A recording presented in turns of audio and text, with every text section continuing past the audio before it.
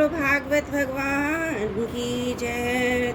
तृतीय स्कंद 11वां अध्याय मंत्र आदि काल विभाग का वर्णन। श्री मैत्री जी कहते हैं, विदुर जी, पृथ्वी आदि कार्यवर्ग का जो सूक्ष्मतम अंश है, जिसका और विभाग नहीं हो सकता तथा जो कार्य रूप को प्राप्त नहीं हुआ है और जिसका अन्य परमाणुओं के साथ संयोग भी नहीं हुआ है, उसे परमाणु कहते हैं। उन अनेक परमाणुओं के परस्पर मिलने से मनुष्यों को भ्रमवश उनके समुदाय रूप एक अवयव की प्राप्ति होती है।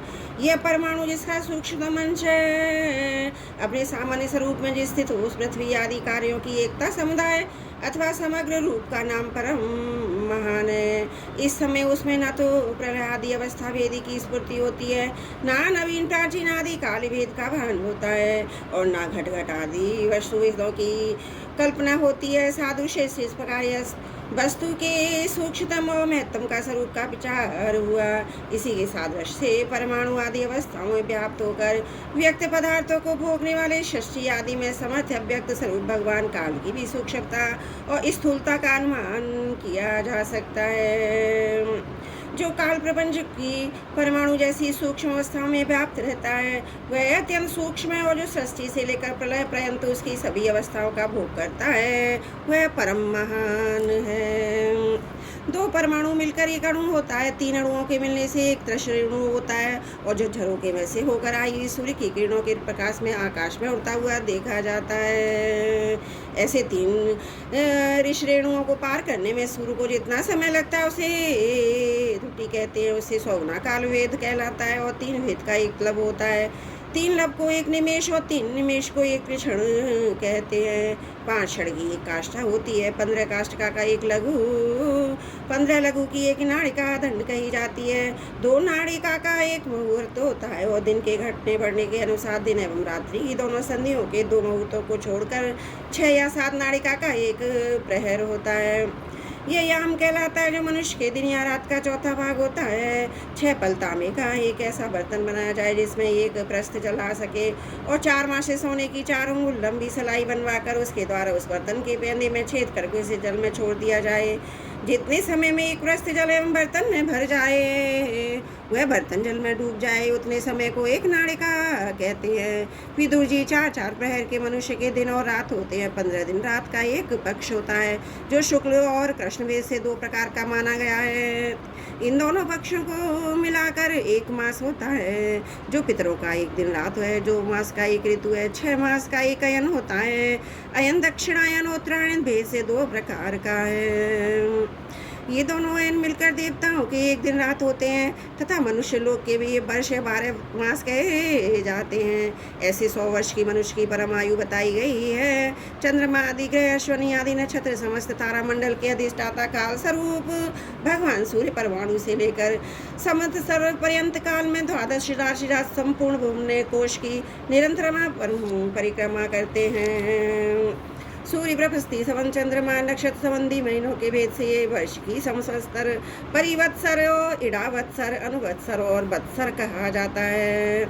विदु जी, इन 5 प्रकार के वर्षों की प्रवृत्ति करने वाले मनुष्य भगवान सूर्य की तुम उपहारी समर्पित करके पूजा करो। ये सूर्यदेव पंचभूतों में से तेज स्वरूप हैं। अपनी काल शक्ति से बीज आदि पदार्थों की अंकुर उत्पन्न करने की शक्ति को अनेक प्रकार से कारणरूप कहते हैं। ये पुरुषों की मोहनी वृत्ति के लिए उनकी आयु का क्षय करते हुए आकाश में विचरते रहते हैं, तथा ये ही सकाम पुरुषों को यज्ञ आदि कर्मों से प्राप्त होने वाले स्वर्ग आदि मंगलमय फलों का विस्तार करते हैं। विदुर जी ने कहा, मुनिवर, आपने देवता पितर मनुष्यों की परमायु का वर्णन तो किया, अब तो सनकादि ज्ञानी मुनि जन त्रिलोक इससे बाहर कल्प से भी अधिक काल तक रहने वाले हैं, उनकी भी आयु का वर्णन कीजिए। आप भगवान काल की गति भली भांति जानते हैं, क्योंकि ज्ञानी लोग अपनी योग सिद्धि दिव्य दृष्टि से सारे संसार को देख लेते हैं। मैत्रेय जी ने कहा, विदुर जी, सतयुग, त्रेता, द्वापर और कलियुग 4 युग अपनी संध्या और संध्यांशों के सहित देवताओं के 12 सहस्त्र वर्ष तक रहते हैं, ऐसा बतलाया गया है। इन सत्यादि 4 युगों में क्रमशः 4, 3, 2 और 1 सहस्त्र दिव्य वर्ष होते हैं, जो प्रत्येक में जितने सहस्त्र वर्ष होते हैं उससे दुगने 2 वर्ष उनकी संध्यांश में होते हैं। युग की आदि में संध्या होती है, अंत में सध्यांश। इनकी वर्ष गणना सैकड़ों की संख्या में बतलाई गई है। इनके बीच का जो काल होता है उसी को काल वेदताओं ने युग कहा है। प्रत्येक युग में एक विशेष धर्म का विधान पाया जाता है। सतयुग के मनुष्यों में धर्म अपने चारों चरणों से रहता है, फिर अन्य युगों में धर्म की वृद्धि होने से उसका एक एक चरण क्षीण हो जाता है। प्यारे विदुर जी, त्रिलोकों से बाहर महलोक से ब्रह्मलोक पर्यंत यहाँ की एक सहस्त्र चतुर्युगी का एक दिन होता है। इतनी ही बड़ी रात्रि होती है जिसमें जगतकर्ता ब्रह्मा जी शयन करते हैं। उस रात्रि का अंत होने पर एक लोक का कल्प आरंभ होता है। उसका क्रम जब तक ब्रह्मा जी का दिन रहता है तब तक चलता रहता है। उस एक कल्प में 14 मनु होते हैं। प्रत्येक मनु 71 चतुर्युगी से कुछ अधिक काल तक अपना अधिकार भोगता है। प्रत्येक मनवंतर में भिन्न भिन्न मनवंशी राजा लोग, सप्तऋषि, देवगण, इंद्र, उनके अनुयायी, गंधर्वादी साथ साथ ही अपना अधिकार भोगते हैं। यह ब्रह्मा जी की प्रतिदिन की षष्ठी है जिसमें तीनों लोकों की रचना होती है। उसमें अपने अपने कर्मानुसार पशु, पक्षी, मनुष्य, पितर, देवताओं की उत्पत्ति होती है। इन मनवंतरों में भगवान सद्गुण का आश्रय ले अपनी मनु आदि मूर्तियों के द्वारा पौरुष प्रकट करते हुए इस विश्व का पालन करते हैं। कालक्रम से जब ब्रह्मा जी का दिन बीत जाता है तब ये तमोगुण के संपर्क को स्वीकार कर अपने षष्ठी रचना रूप पौरुष की स्थगित करके निश्रेष्ठ भाव से स्थित हो जाते हैं। उस समय सारा विश्व उन्हीं में लीन हो जाता है। जब सूर्य और चंद्रमादि से रहते हुए प्रलय रात्रि आती है तब वे भू भुवः स्वः तीनों लोग उन्हीं ब्रह्मा जी के शरीर में छिप जाते हैं। उस अवसर पर तीनों श्लोक शेषी के मुख से निकली हुई अग्निरूप भगवान की शक्ति से जलने लगते हैं। इसलिए उसके ताप से व्याकुल होकर भृगु आदि मुनि शरण महरलोक से जललोक को चले जाते हैं। इतने में ही सातों समुद्र प्रलय काल के प्रचंड पवन से उमड़कर अपनी चलती उत्ताल तरंगों से त्रिलोकों को डुबो देते हैं। तब उस जल के भीतर भगवान शेष योग निद्रा से नेत्र मूंद कर शयन करते हैं। उस समय जनलोक निवासी मुनिगण उनकी स्तुति किया करते हैं। इस प्रकार काल की गति से एक एक सहस्त्र चतुर्युग के रूप में प्रतीत होने वाले दिन रात के हेर फेर से ब्रह्मा जी की 100 वर्ष की परमायु भी बीती हुई सी दिखाई देती है। ब्रह्मा जी के आयु के आधे भाग को परार्थ कहते हैं। अब तक पहला परार्थ तो बीत चुका है, दूसरा चल रहा है। पूर्व परार्थ के आरंभ में ब्रह्मा नामक महान कल्प हुआ था। उसी में ब्रह्मा जी की उत्पत्ति हुई थी। पंडित जनों ने सप्त ब्रह्म कहते हैं। उसी परार्थ के अंत में जो कल्प हुआ था उसे पाद कल्प कहते हैं। इसमें भगवान के नाभि सरोवर से सर्वलोक में कमल प्रकट हुआ था।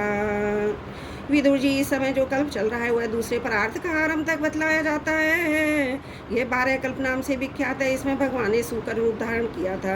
यह 2 परार्थ का काल अव्यक्त अनंत अनादि विश्वात्मा श्री हरि का एक निमेष माना जाता है। ये परमाणु से लेकर द्विपरार्ध पर्यंत फैला हुआ काल सर्वसमर्थ होने पर भी सर्वात्मा श्री हरि पर किसी प्रकार की प्रभुता नहीं रखता। यह तो देहादि में अभिमान रखने वाले जीवों का शासन करने में समर्थ है। प्रकृति में तत्व, अहंकार और पंच तन्मात्र, इन 8 प्रकृतियों के सहित 10 इंद्रियां, मन, पंचभूत, इन 16 विकारों से मिलकर बना हुआ ये ब्रह्मांड कोश भीतर से 50 करोड़ योजन विस्तार वाला है तथा इसके बाहर चारों उत्तर उधर 10-10 गुने 7 आवरण हैं। उन सबके सहित ये जिसमें परमाणु के समान पड़ा हुआ दिखता है, जिसमें ऐसी करोड़ों ब्रह्मांडार राशियां हैं, वह इन प्रधान आदि समस्त कारणों का कारण अक्षर ब्रह्म कहलाता है। और यही पुराण पुरुष परमात्मा श्री विष्णु भगवान का श्रेष्ठ धाम है। बोलो भागवत भगवान की जय। श्रीमद् भागवत महापुराण तृतीय स्कंद 11वां अध्याय समाप्त। त्रुटियों के लिए क्षमा चाहती हूँ। बोलो भागवत भगवान की जय। तृतीय स्कंद 12वां अध्याय षष्ठी का विस्तार। श्री मैत्रेय जी ने कहा, विदुर जी, यहाँ तक मैंने आपको भगवान की काल रूप महिमा सुनाई। अब जिस प्रकार ब्रह्मा जी ने जगत की रचना की वह सुनिए। सबसे पहले उन्होंने अज्ञान की 5 प्रवृत्तियां तम, अविद्या, मोह, अस्मिता, महामोह, राग, ताम, ईश्वर, द्वेष और अंधास्त्र अभिनिवेश रची। किंतु सत्यंत पाप में षष्ठी को देखकर उन्हें प्रसन्नता नहीं हुई। तब उन्होंने अपने मन को भगवान के ध्यान से पवित्र कर उससे दूसरी षष्ठी रची। इस बार ब्रह्मा जी ने सनक, सनंदन, सनातन और सनत कुमार ये 4 निर्वृत्ति प्राण उदर देता मुनि उत्पन्न किए। अपने इन पुत्रों से ब्रह्मा जी ने कहा, पुत्रों, तुम लोग षष्ठी उत्पन्न करो। किंतु वे जन्म से ही मोक्ष मार्ग निवर्ती मार्ग का अनुसरण करने वाले और भगवान के ध्यान में तत्पर थे, इसलिए उन्होंने ऐसा करना नहीं चाहा। जब ब्रह्मा जी ने देखा कि मेरी आज्ञा न मानकर ये मेरे पुत्र मेरा तिरस्कार कर रहे हैं, तब उन्हें असह क्रोध हुआ। उन्होंने उसे रोकने का प्रयत्न किया, किंतु बुद्धि द्वारा उनके बहुत रोकने पर भी हुआ एक क्रोध तत्काल प्रजापति की भौहों के बीचों में से नील, रोहित, नीले और लाल रंग के बालक के रूप में प्रकट हो गया। वे देवताओं के पूर्वज भगवान भव रुद्र रो रो कर कहने लगे, जगत पिता विधाता मेरे नाम और रहने के स्थान बतलाइए। तब कमल योनि भगवान ब्रह्मा ने उस बालक की प्रार्थना पूर्ण करने के लिए मधुर वाणी में कहा, रो मत, मैं अभी तुम्हारी इच्छा पूरी करता हूँ। देवश्रेष्ठ, तुम जन्म लेते ही बालक के समान फूट फूट कर रोने लगे, इसलिए प्रजा तुम्हें रुद्र नाम से पुकारेगी। तुम्हारे रहने के लिए मैंने पहले से ही हृदय, इंद्रिय, प्राण, आकाश, वायु, अग्नि, जल, पृथ्वी, सूर्य, चंद्रमा, तप ये स्थान रच दिए हैं। तुम्हारे नाम मनु, महीनस, महान, शिव, ऋतध्वज, उग्रेता, भवकाल, वामदेव, धृतव्रत होंगे तथा धीव्रति, उष्णा, उमा, नियति, सर्पी, जला, अंबिका, इरावती, सुधा, दीक्षा, ये 11 प्ररुद्राणियां तुम्हारी पत्नियां होंगी। तुम उपयुक्त नाम स्थानीय स्त्रियों को स्वीकार करो, उनके द्वारा बहुत सी प्रजा उत्पन्न करो, क्योंकि तुम प्रजापति हो।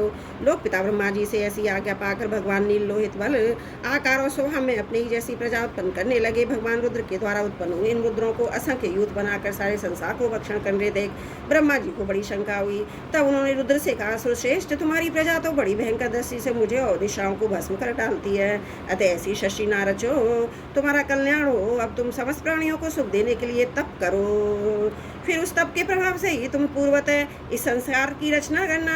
पुरुष तप के द्वारा ही इंद्रिय अतीत सर्वांतर्यामी ज्योति स्वरूप श्री हरि को सुगमता से प्राप्त कर सकता है। श्री मैत्रेय जी कहते हैं, जब ब्रह्मा जी ने आज्ञा दी तब रुद्र ने बहुत अच्छा कहकर उसे शिरोधार्य किया। फिर उनकी अनुमति लेकर तथा उनकी परिक्रमा करके तपस्या करने के लिए वन को चले गए। इसके पश्चात जब भगवान की शक्ति से संपन्न ब्रह्मा जी ने षष्ठी के लिए संकल्प किया, तब उनके 10 पुत्र उत्पन्न हुए। उनमें से लोक की बहुत वृद्धि हुई। उनके नाम मरीचि, अत्रि, अंगिरा, पुलस्त्य, पुलह, क्रतु, भृगु, वशिष्ठ, दक्ष और 10वें में नारद थे। उनमें नारद जी प्रजापति ब्रह्मा जी की गोद से, दक्ष अंगूठे से, वशिष्ठ प्राण से, भृगु त्वचा से और क्रतु हाथ से, पुलह नाभि से, पुलस्त्य ऋषि कानों से, अंगिरा मुख से, अत्रि नेत्रों से, मरीचि मन से उत्पन्न हुए। फिर उनके दाहिने स्तन से धर्म उत्पन्न हुआ। उसकी पत्नी मूर्ति से स्वयं नारायण अवतीर्ण हुए। उनकी पीठ से अधर्म का जन्म हुआ। इससे संसार को भयभीत करने वाला मृत्यु उत्पन्न हुआ। इसी प्रकार ब्रह्मा जी के हृदय से काम, भौं से क्रोध, नीचे के होठ से लोभ, मुख से वाणी की अधिष्ठात्री देवी सरस्वती, लिंग से समुद्र, गुदा से पाप का निवास स्थान, राक्षसों का अधिपति निकृति, छाया से देवहूति के पति भगवान करदम जी ने उत्पन्न हुए। इस तरह यह सारा जगत करता ब्रह्मा जी के शरीर और मन से उत्पन्न हुआ। विदुर जी भगवान ब्रह्मा की कन्या सरस्वती बड़ी ही सुकुमारी और मनोहर थी। हमने सुना एक बार उसे देखकर ब्रह्मा जी काम मोहित हो गए थे।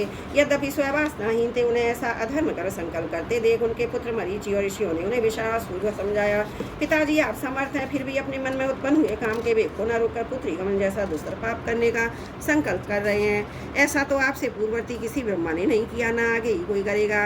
जगत गुरु आप जैसे तेजस्वी पुरुषों को भी ऐसा काम शोभा नहीं देता, क्योंकि आप लोगों के आचरणों का अनुसरण करने से ही तो संसार का कल्याण होता है। जिन श्री भगवान ने अपने स्वरूप में स्थित जगत को अपने हित से प्रकट किया, उन्हें नमस्कार है। इस समय वे ही धर्म की रक्षा कर सकते हैं। अपने पुत्र मरीचि आदि प्रजापति उनके सामने इस प्रकार कहते देखकर प्रजापति ब्रह्मा जी बड़े लज्जित हुए और उन्होंने शरीर को उसी समय छोड़ दिया।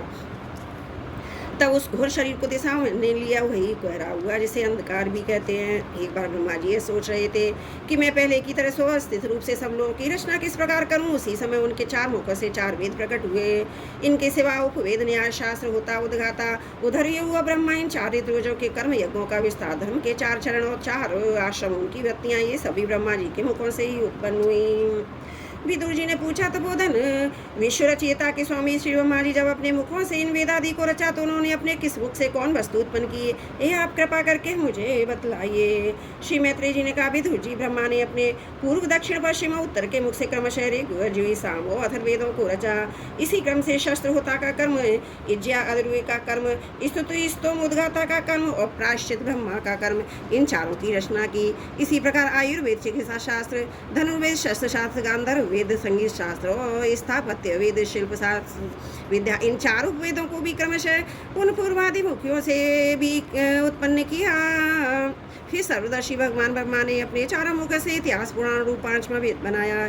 इसी क्रम से षोडशी और उक्त चयन और अग्निष्टोम, आप्तो, याम और अतिरात्र और वाजपेय और गोसव, ये 2 याग भी उनके पूर्वादि मुखों से ही उत्पन्न हुए। विद्यादान, तपोत, सत्य, धर्म के 4 पाद और वृत्तियों के सहित 4 आश्रम भी इसी क्रम से प्रकट हुए। सावित्र, प्रजापति, ब्रह्म और बृहद, ये 4 वृत्तियां ब्रह्मचारी की हैं तथा वार्ता, संचय, शालीन और शिलोच, ये 4 वृत्तियां गृहस्थ की हैं। इसी प्रकार वृत्ति वेद से बेखानस, बाल खिले आडुम्बरों पे नफे चार विद्वान प्रस्थों के तथा कुटीचकों बहुदक हंस और निष्क्रिय परमहंस से चार वेद सन्यासियों के हैं। इसी क्रम से अनुवीक्ष की त्रयी वार्ता दंडनी थी। ये चार विद्याएं और चार आहुतियां भी ब्रह्मा जी के मुखों से उत्पन्न हुई।